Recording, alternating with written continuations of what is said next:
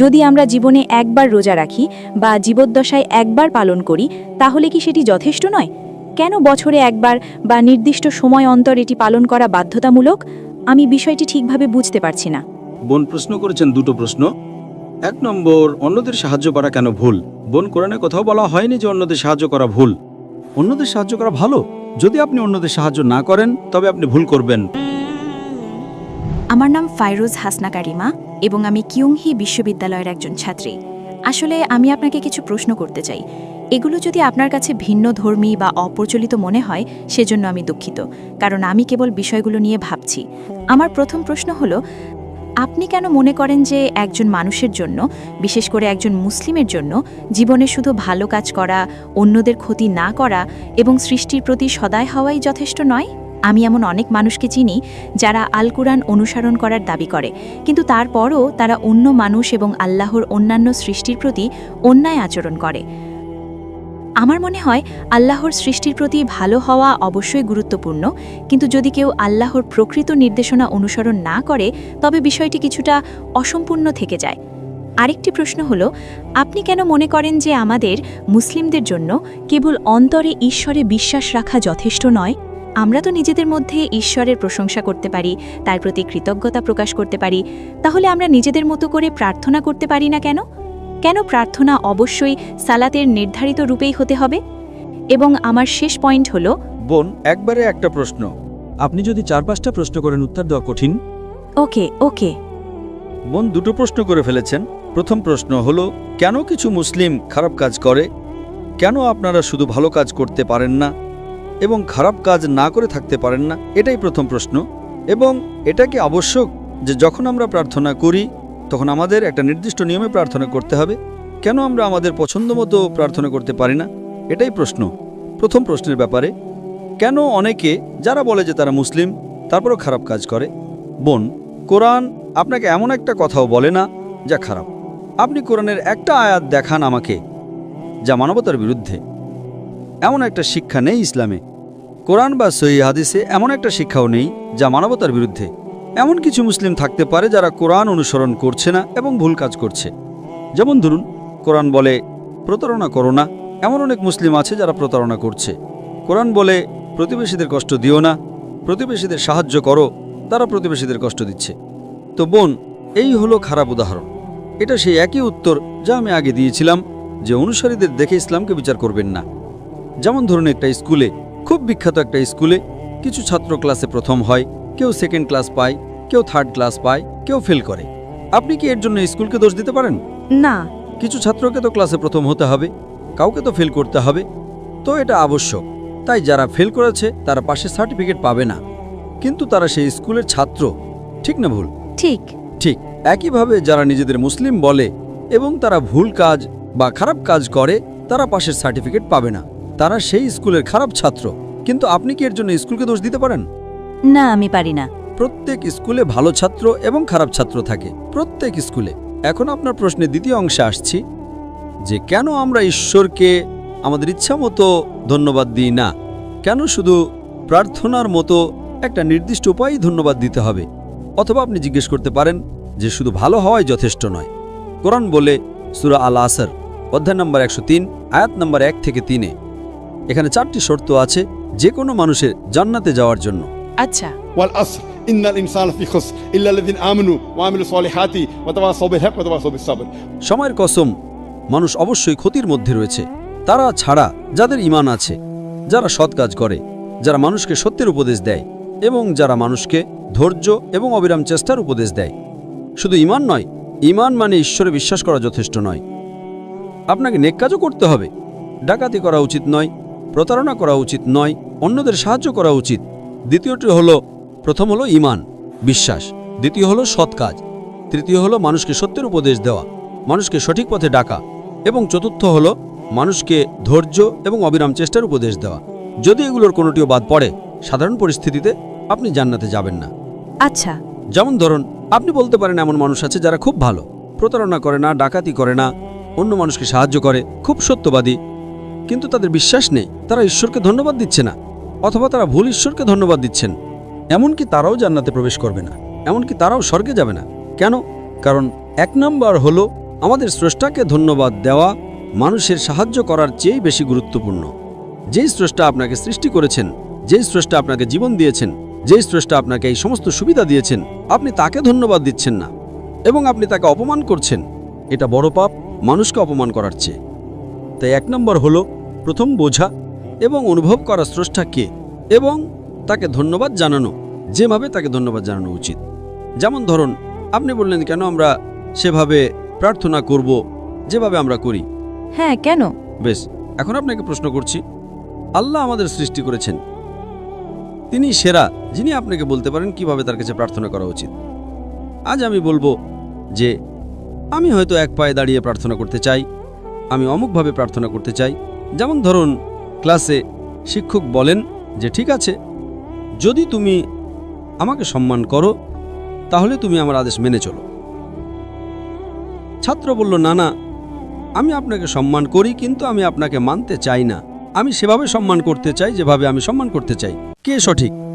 শিক্ষক। কারণ শিক্ষক বলেন যদি তুমি আমাকে মানো তবে তুমি আমাকে সম্মান করবে। সুতরাং সর্বশক্তিমান ঈশ্বর, যিনি স্রষ্টা, তিনি নির্ধারণ করে দিয়েছেন কিভাবে আপনার প্রার্থনা করা উচিত।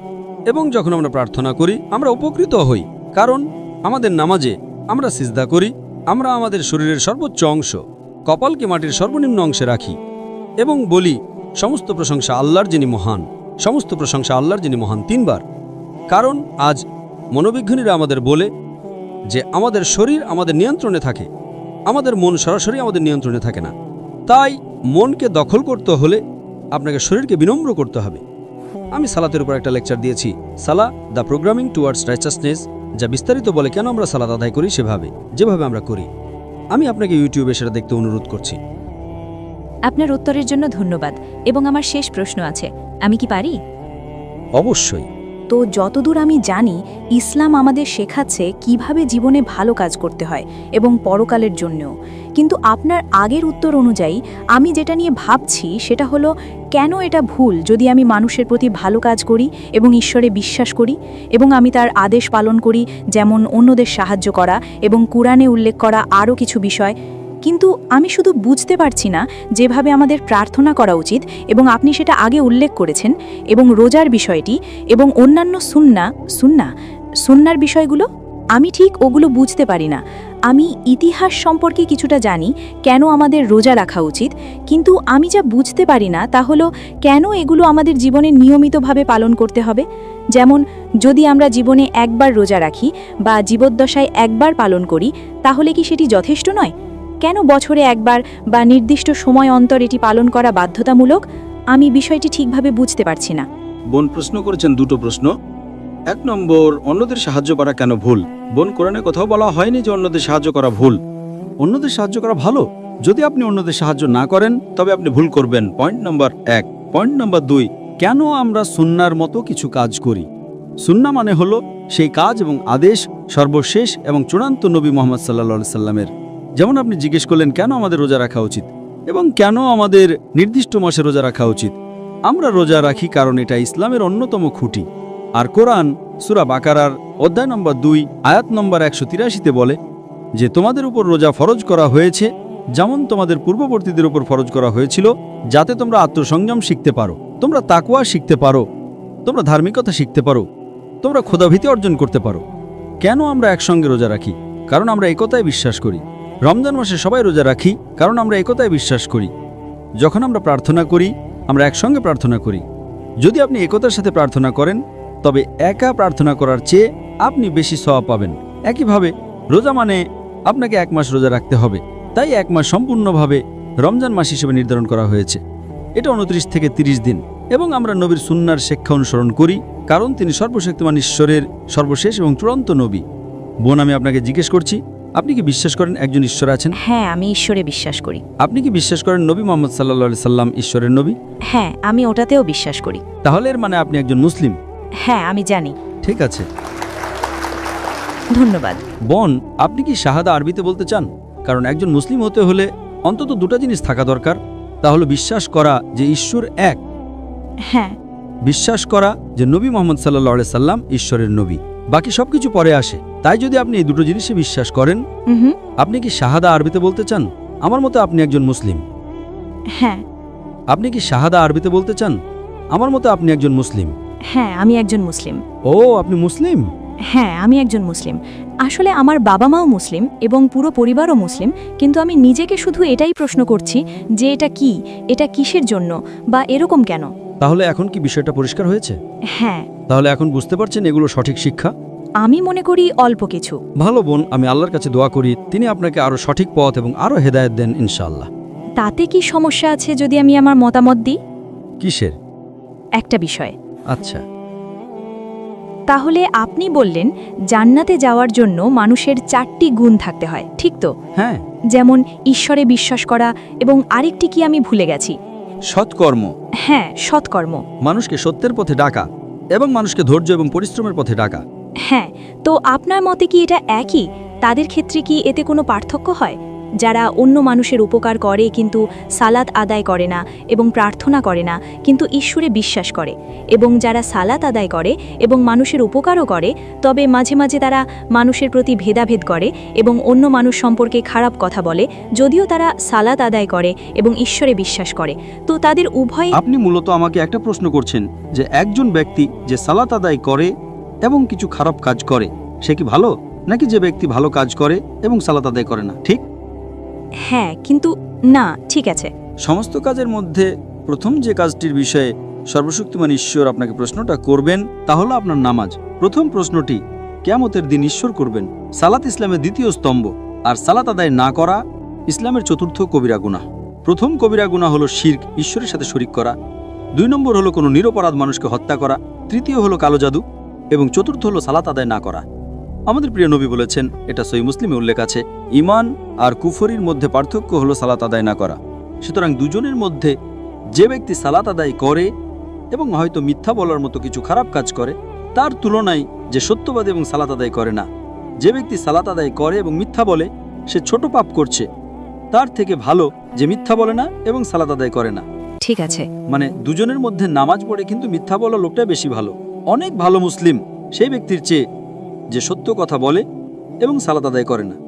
কারণ আপনি যদি সালাত আদায় না করেন আপনি ঈশ্বরকে ধন্যবাদ দিচ্ছেন না, সেটা অনেক বড় প্রয়োজনীয়তা। ঈশ্বরকে ধন্যবাদ দেওয়া অনেক বেশি গুরুত্বপূর্ণ।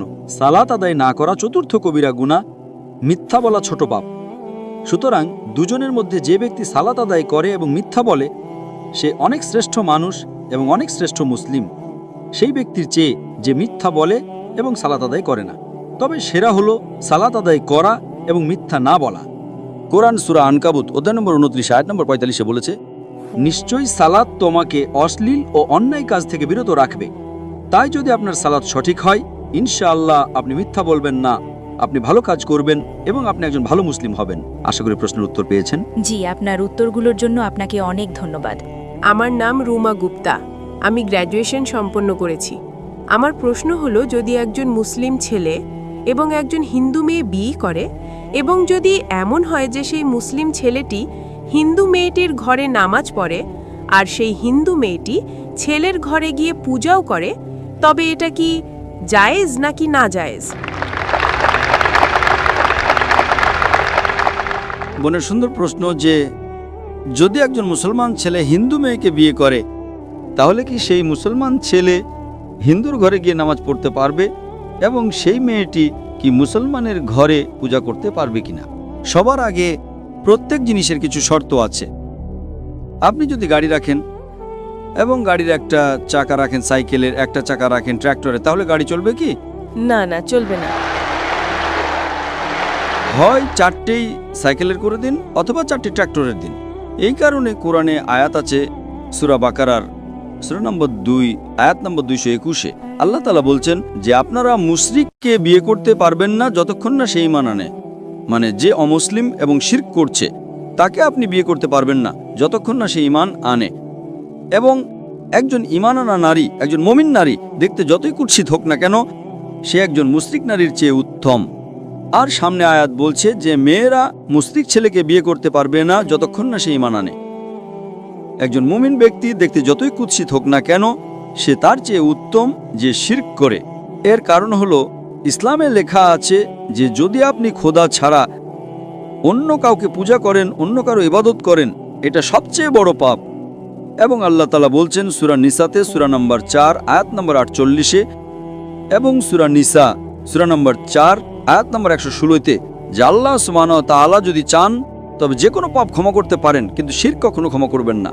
যদি একজন মানুষ মুশরিক অবস্থায় মারা যায় তবে আল্লাহ সুবহানাহু ওয়া তাআলা কখনোই তাকে ক্ষমা করতে পারেন না, কারণ মুশরিক সেই ব্যক্তি যে শিরক করে, এবং এটা সবচেয়ে বড় পাপ। কারণ আমাদের স্রষ্টা, আমাদের মালিক, আমাদের ঈশ্বর, আমাদের খোদা, আমাদের ভগবান, যদি আমরা তাকে গালি দিই এটা সবচেয়ে বড় পাপ। যিনি এই দুনিয়ায় আমাদের এই সব কিছু দিয়েছেন, আমাদের এই সব কিছু দিয়েছেন, যদি আমরা তাকে গালি দিই, তিনি ছাড়া অন্য কারো ইবাদত করি, এটা শিরক হলো। তো তা ইসলামে অনুমতি নেই যে একজন মুসলিম ছেলে বা মেয়ে কোনো মুশরিক ছেলে বা মেয়েকে বিয়ে করবে, এই অনুমতি নেই।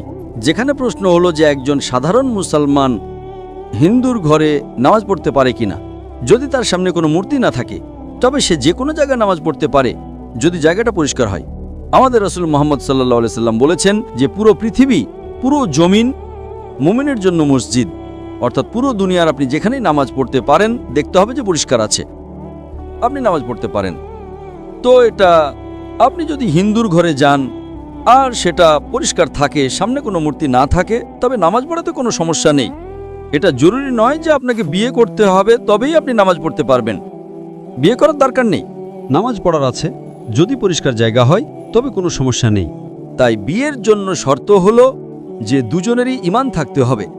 আর যদি আপনি হিন্দু ধর্ম পড়েন তবে হিন্দু ধর্মীয় কিতাবেও এটাই লেখা আছে, যা আমি আগে পেশ করেছি ভাই সাহেবের প্রথম প্রশ্নে।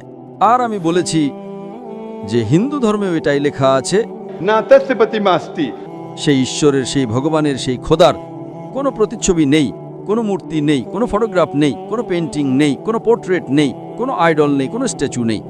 যদি এটা মেনে নেন যে কমপক্ষে যা এক হিন্দু এবং ইসলামের ধর্মীয় কিতাবে কমপক্ষে তার উপর আমল করেন, তাহলে আমাদের অধিকাংশ সমস্যা দূর হয়ে যাবে। যা এক নয় তা কাল আলোচনা করতে পারি।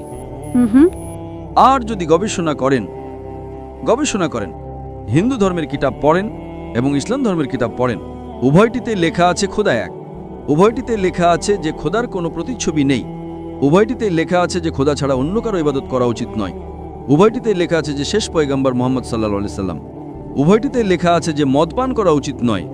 আমি সূত্র দিতে পারি, আর আমি একটা লেকচার দিয়েছি ইসলাম ও হিন্দু ধর্মের মধ্যে সাদৃশ্য, ইসলাম ও হিন্দু ধর্মের মিল। দুটো কিতাব আপনি যদি পড়েন, কোরআন মাজিদে সূরা মাইদা সূরা নম্বর 5 আয়াত নম্বর 90 লেখা আছে যে মদ পান করা হারাম। अब मनुस्मृति অধ্যায় নম্বর 9 শ্লোক নম্বর 225 পড়বেন, তাতে লেখা আছে মদ পান করা হারাম। কোরআনে লেখা আছে সূরা মাইদা সূরা নম্বর 5 আয়াত নম্বর 3, সূরা বাকারা সূরা নম্বর 2 আয়াত নম্বর 173, সূরা আনআম সূরা নম্বর 6 আয়াত নম্বর 145 এবং সূরা নাহাল অধ্যায় নম্বর 16 আয়াত নম্বর 115-তে हुर्रिमत अलैकुमुल मैततु वद्दमु वलामुल खिनजीर वमा उहिल्ला लिगायरिल्लाह बि, যে আপনাদের জন্য হারাম মৃত মাংস, রক্ত, শূকরের মাংস এবং সেই খাবার যার উপর আল্লাহ ছাড়া অন্য কারো নাম নেওয়া হয়েছে। আপনি হিন্দু ধর্মীয় কিতাব পড়বেন, তাতেও লেখা আছে যে শূকরের মাংস খাওয়া হারাম। যদি আপনি গবেষণা করেন, অনেক সাদৃশ্য আছে। ইসলাম ধর্মীয় কিতাবে লেখা আছে কোরআনে সূরা নূরে সূরা নম্বর 24 আয়াত নম্বর 30 এবং 31-এর মধ্যে হিজাব সম্পর্কে। আর নারীকে আলহামদুলিল্লাহ হিজাবে থাকা উচিত, মাথা থেকে ঢাকা থাকা উচিত তার শরীর, শুধু যা দেখা যেতে পারে তা হলো মুখমণ্ডল এবং হাতের তালু পর্যন্ত। আপনি যদি হিন্দু ধর্মের কিতাব পড়েন, ঋগ্বেদ বুক নম্বর 8-এ লেখা আছে এবং ঋগ্বেদ বুক নম্বর 10-এও লেখা আছে যে নারীকে নিজের মাথার আঁচল মুখের উপর ফেলা উচিত। ঋগ্বেদও লেখা আছে যে যখন পুরুষকে দেখবে তখন দৃষ্টি নিচু করা উচিত। এটা কুরআন মজিদে লেখা আছে সূরা নূর সূরা নম্বর 24 আয়াত নম্বর 30 এবং 31-এ যে যখনই কোনো নারী পুরুষকে দেখে যে তার স্বামী বা নিকটাত্মীয় নয়, এবং যখনই কোনো পুরুষ কোনো নারীকে দেখে আর নিকটাত্মীয় নয়, তখন তাকে দৃষ্টি নিচু করা উচিত। তো এভাবে আপনারা গবেষণা করবেন, যে সাদৃশ্যগুলো আছে তার উপর তো আমল করুন। তো হিন্দু এবং ইসলাম ধর্মের সাদৃশ্য আছে যা ধর্মীয় কিতাবে লেখা আছে, কিন্তু আফসোসের বিষয় হলো যে ধর্মের ঠিকাদাররা এই জিনিসের উল্লেখই করে না। কেন? এই জন্যই আমি সূত্র দিই। আমি কোনো আলেম নই, আমি কোনো পণ্ডিত নই, আমি নিজেকে জ্ঞানপিপাসু ছাত্র বলি, কিন্তু আমি সবসময় সূত্র দেই যাতে কারো সন্দেহ থাকে, কারো সংশয় থাকে, তবে বাড়িতে গিয়ে চেক করতে পারে, অথবা ইন্টারনেটে যান, আপনি টাইপ করুন বেদও ইন্টারনেটের উপর আছে, কোরআনও ইন্টারনেটের উপর আছে। টাইপ করুন, রেফারেন্স টাইপ করুন, আপনি সূত্র পেয়ে যাবেন। তো তাই গাড়ি চলার জন্য দুজনেরই নিয়মকানুন যেটা হওয়া উচিত সেটাই হওয়া উচিত। এই জন্য দুজন মানুষই মুমিন হওয়া জরুরি। Hope that answers the question.